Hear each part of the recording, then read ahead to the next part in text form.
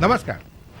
आज ज्येष्ठ कृष्ण पंचमी शके 1938 सादर करीत आहोत ठाणे वार्ता. ठळक घडामोडी. ठाण्यामध्ये जोरदार पाऊस. कालच्या 147 मिलीमीटर नंतर आज दुपारपर्यंत 93 मिलीमीटर पावसाची नोंद. वाहतूक पोलिसांच्या दक्षतेमुळे पुन्हा एकदा वाचला एका युवकाचा जीव.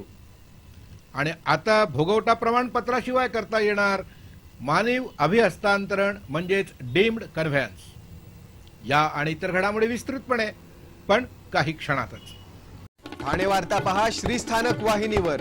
आता सकाळी 9:15 पासून रात्री 9:15 पर्यंत ठाणे वार्ता, ठाण्यातील पहिलं दृकश्राव्य माध्यम. श्रीस्थानक वाहिनी ठाण्याची स्वतःची वाहिनी. ठाण्यातील घडामोडी, कार्यक्रम, वादविवाद, अगदी गाणी, नाटकं याचा आनंद घर बसल्या. पहा श्रीस्थानक वाहिनी, आपल्या ठाण्याचं हक्काचं व्यासपीठ. श्रीस्थानक वाहिनी. ठाणे वार्ता आता संकेतस्थळावर देखील ठाणेवार्ता.com वर क्लिक करा आणि ठाण्याच्या घडामोडी जाणून घ्या. ठाण्यातील पहिलं ऑनलाईन माध्यम ठाणेवार्ता.com. नमस्कार मंडळी. दर रविवारी पाहायला विसरू नका. नमस्कार मंडळी, आपल्या प्रश्नांचं थेट उत्तर. ठाणे वार्ता पहा श्रीस्थानक वाहिनीवर. आता सकाळी 9:15 पासून रात्री 9:15 पर्यंत ठाणे वार्ता, ठाण्यातील पहिलं दृकश्राव्य माध्यम. ठाण्यामध्ये गेल्या 24 तासात जवळपास 147 मिलीमीटर पावसाची नोंद झाली आहे. गेल्या काही दिवसापासून दडी मारून बसलेल्या पावसानं गेल्या 2 दिवसापासून पुन्हा एकदा जोरदार हजेरी लावली आहे. शुक्रवारच्या 24 तासात ठाण्यामध्ये जवळपास 52 मिलीमीटर पावसाची नोंद झाली होती. काल दुपारपासूनच पावसानं चांगला जोर धरलाय. गेल्या 24 तासात जवळपास 147 मिलीमीटर पावसाची नोंद झाली आहे. या पावसामुळे हवेत चांगलाच गारवा निर्माण झालाय. संध्याकाळी बराच वेळ पाऊस सुरू राहिल्यानं सखल भागात पाणी साचलं होतं. आज देखील सकाळपासून पावसानं चांगला जोर धरला असून दुपारी 12:30 ते 1:30 या वेळात एका तासात 53 मिलीमीटर, तर त्याआधी 3 मिलीमीटर, तर त्यानंतरच्या तासाभरात 19 मिलीमीटर पाऊस झालाय. दुपारी 1:30 वाजेपर्यंत 75 मिलीमीटर पावसाची नोंद झाली होती, तर त्यानंतर 18 मिलीमीटर पाऊस झाल्यानं दुपारी 3 वाजेपर्यंत एकूण 93 मिलीमीटर पावसाची नोंद झाली आहे. ठाण्यामध्ये कालपासून पावसानं चांगलाच जोर धरला असून या पावसामुळे बाळकुम इथल्या यशस्वीनगर परिसरात असलेल्या मोठ्या नाल्याची भिंत आज पडली. हा नाला खोल असून या नाल्याची जवळपास 70 ते 80 फूट लांबीची भिंत पडली आहे. नाल्याची भिंत पडल्यामुळे पावसाच्या पाण्याचा निचरा झाला नाही, त्यामुळे आजूबाजूच्या घरांमध्ये पाणी शिरलं होतं.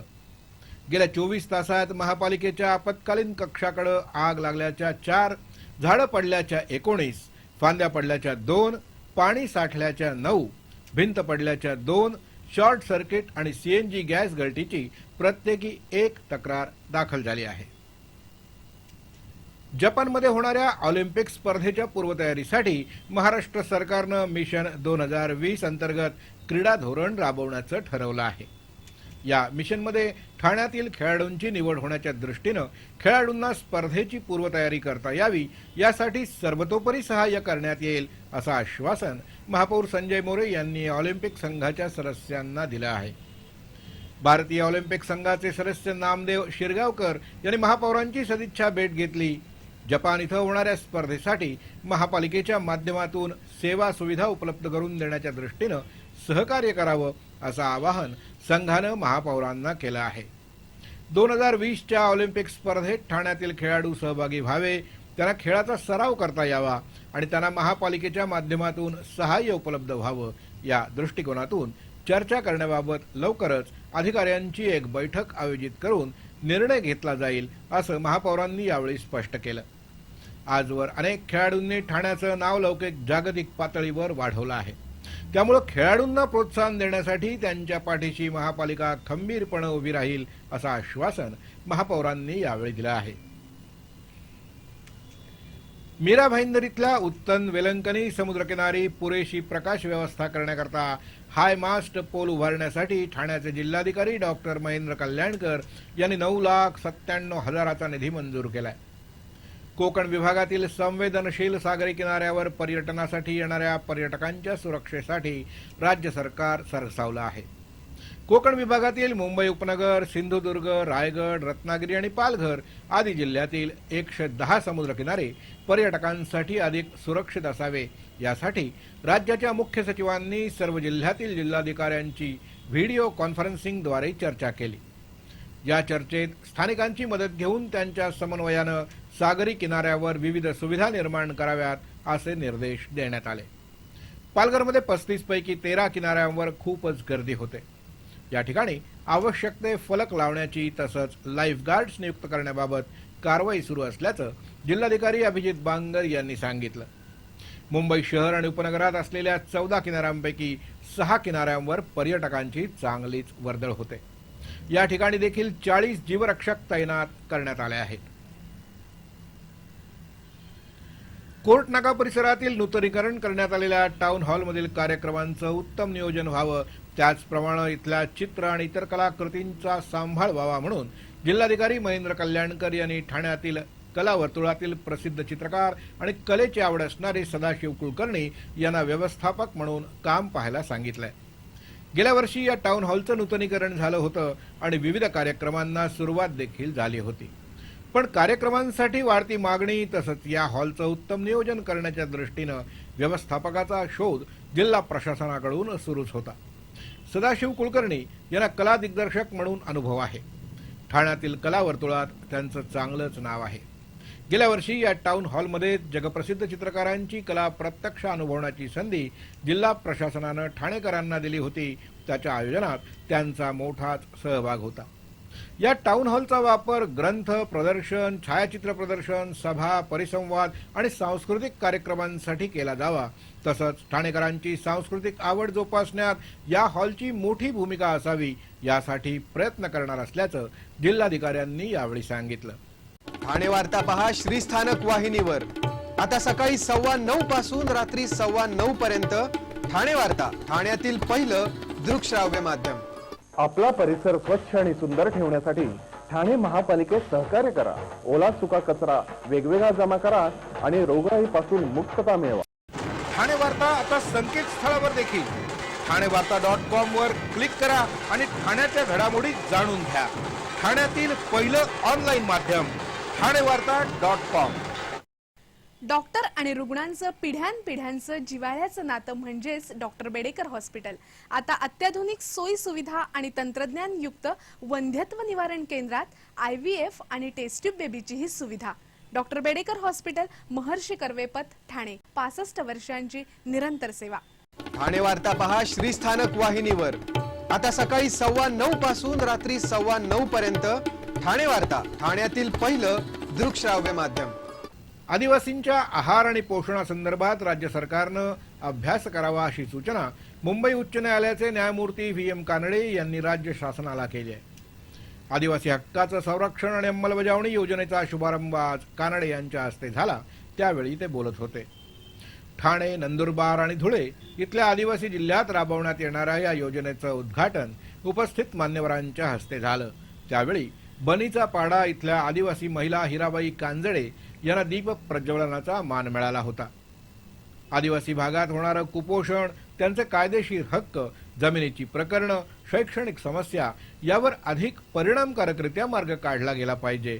आदिवासींना त्यांच्या हक्काची जाणीव करून देण्यासाठी शिक्षित करण्यावर जोर देण्याची गरज यावेळी कानडे यांनी व्यक्त केली। या सोहळ्याला जिल्ह्याचे मुख्य जिल्हा आणि सत्र न्यायाधीश SM गव्हाणे तसंच इतर अनेक मान्यवर उपस्थित होते। ठाणेकरांना आता भोगवटा प्रमाणपत्राशिवाय देखील मानवी अभिहस्तांतरण म्हणजेच डीम्ड कन्व्हेन्स करता येणार आहे।